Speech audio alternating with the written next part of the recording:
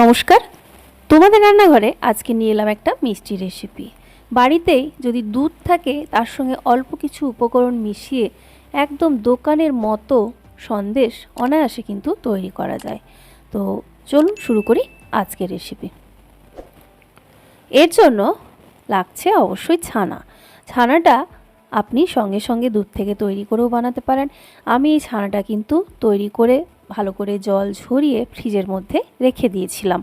তো কোনো অসুবিধে নেই, ফ্রিজ থেকে যদি বের করে ব্যবহার করেন তাহলে বেশ কিছুক্ষণ আগে থেকে বের করে রাখবেন, যাতে করে কিছুটা রুম টেম্পারেচারে চলে আসে ছানাটা। এবার এই ছানাটাকে বেশ ভালো করে মাখতে হবে। একদম রসগোল্লা তৈরির মতো মিহি করার প্রয়োজন নেই, কিন্তু এটাকে 7 থেকে 8 মিনিট ধরে মেখে নিতে হবে যাতে লাম্পসগুলো ম্যাক্সিমামটা ভেঙে যায়, এটা মসৃণ ডো মোটামুটি তৈরি হয়ে যায়। এবার এখানে ছানার পরিমাণটা আপনাদের বলি। এখানে 130-40 ml কাপের এখানে ছানা রয়েছে 4 কাপ, আর এটা প্রায় 3 লিটার দুধ থেকে তৈরি। ওজন হিসেবে এটা প্রায় 600 গ্রাম মতো ছানা রয়েছে। তো দেখুন সুন্দর একটা ডো তৈরি হয়ে গেছে 8-9 মিনিটের মধ্যে, একদম রুটি তৈরির যেরকম ডো হয় সেরকম সফট। এবার গ্যাসে একটা কড়াই বসিয়েছি। কড়াইটাতে দিয়ে দেব হাফ চা চামচ ঘি।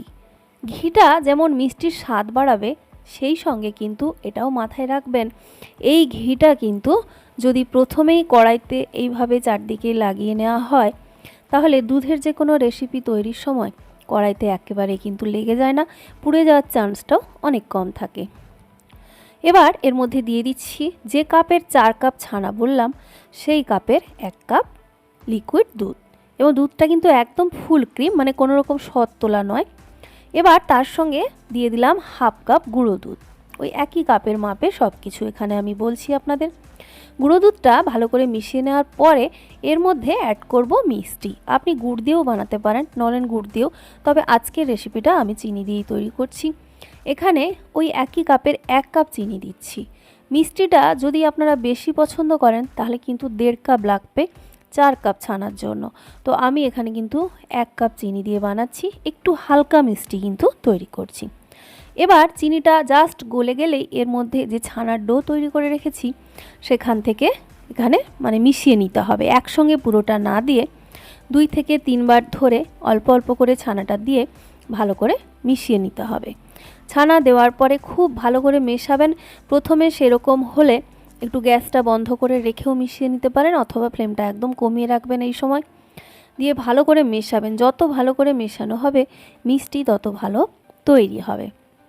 খুব সুন্দর করে কিন্তু এটা মিশিয়ে নিতে হবে।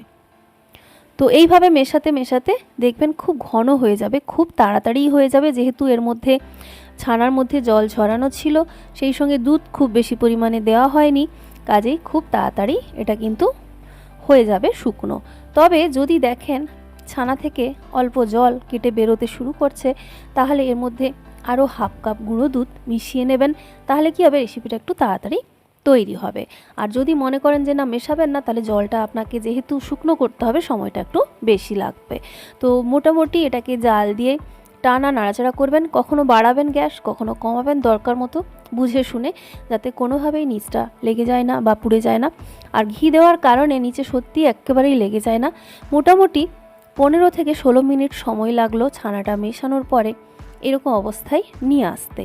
এটাকে খুব ভালো করে মিশিয়ে মিশিয়ে একদম কিন্তু ডোটাকে শুকনো করে ফেলতে হবে, মানে ডোটা এক জায়গা থেকে আরেকটা জায়গায় গড়িয়ে যাচ্ছে এরকম অবস্থা পর্যন্ত রাখলে হবে না। একদম দেখুন এরকম শুকনো করে ডোটা তৈরি করতে হবে। আর যেটা আপনাদের বলেছিলাম কড়াইতে একেবারে লেগে যাবে না বা পুড়ে যাবে না, এখানে দেখুন কোনো রকম ননস্টিকের ব্যবহার করিনি, শুধুমাত্র স্টিলের কড়াইতেই দেখুন কি সুন্দর নিচটা কিন্তু পরিষ্কার রয়েছে। এখনও আমি ডোটাকে আপনাদের একটা সাইডে নিয়ে গিয়ে দেখাচ্ছি, দেখুন কোনো দিকেই কিন্তু কড়াইতে লেগে যাবে না এই ঘিটা যদি বুলিয়ে নেন। এবার এই ডোটাকে মানে মিষ্টিটাকে সেট করব। তার জন্য যে কোনো পাত্র আপনি নিয়ে নেবেন, তবে একটা বাটার পেপার নিয়ে নিলে মিষ্টিটা তুলতে সুবিধা হবে যখন পিস করবেন। এবারে আমি পুরো ডোটাকে ঢেলে দিচ্ছি, ঢেলে এটাকে ভালো করে খুন্তি দিয়ে চেপে চেপে একদম সেট করতে হবে মিষ্টিটা। আমি এই মিষ্টিটার থিকনেসটা একটু বেশি রাখতে চাইছি, মানে একটু মোটা পুরু বানাতে চাইছি। তো সেই কারণে আমি একটু কম জায়গা জুড়ে দেখুন এখানে ডোটাকে সেট করছি। আপনি চাইলে একটু পাতলা যদি বানাতে চান তাহলে পুরো মোলটা জুড়েও কিন্তু এটা ছড়িয়ে দিতে পারেন। বেশ সুন্দর করে সেট করে এটাকে মোটামুটি 2 থেকে 3 ঘন্টা এই শীতকালে বাইরে রাখলে যথেষ্ট। আর যদি মনে হয় হাতে সময় কম তাহলে ফ্রিজে 1 ঘন্টা রেখে সেট করে নিন। ফ্রিজে 1 ঘন্টা রাখলেই মিষ্টি একবারে সুন্দর কিন্তু সেট হয়ে যাবে। আমি আজকে ফ্রিজে 1 ঘন্টা রাখার পরেই আপনাদের কিন্তু দেখাচ্ছি। দেখুন মিষ্টিটা দুর্দান্তভাবে একটা সেট হয়ে গেছে। এই মিষ্টি বানানো তো খুবই সহজ দেখলেন। আর দোকানে মিষ্টিগুলো কিনতে এত বেশি খরচ পড়ে, বাড়িতে ট্রাই করলে খরচও কম পড়বে, টেস্টও আপনি দোকানের থেকে অনেক ভালো পাবেন। একদম ফ্রেশ মিষ্টি আপনি কিন্তু বাড়িতে খেতে পারবেন। আর এই যে পরিমাণগুলো আমি আপনাদের দেখালাম, এতে আমি এখানে 12টা বা 15টা মতো পিস করেছি, কিন্তু আপনি এটাকে ছোট্ট করে মানে একটা দোকানের মোটামুটি 10-12 টাকার সন্দেশ সাইজে যদি তৈরি করেন তাহলে অনায়াসে কিন্তু আপনি এখান থেকে 25 থেকে 30 পিস মিষ্টি কিন্তু পেয়ে যাবেন।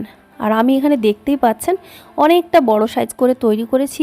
এরকম সন্দেশ দোকানে আপনাকে কিনতে হলে 20 থেকে 25 টাকা কিন্তু দাম পড়ে। তো বন্ধুরা, এই ছিল আজকের রেসিপি। আশা করি সবার ভালো লেগেছে। সবাই ভালো থাকবেন। নেক্সট ভিডিওতে দেখা হচ্ছে।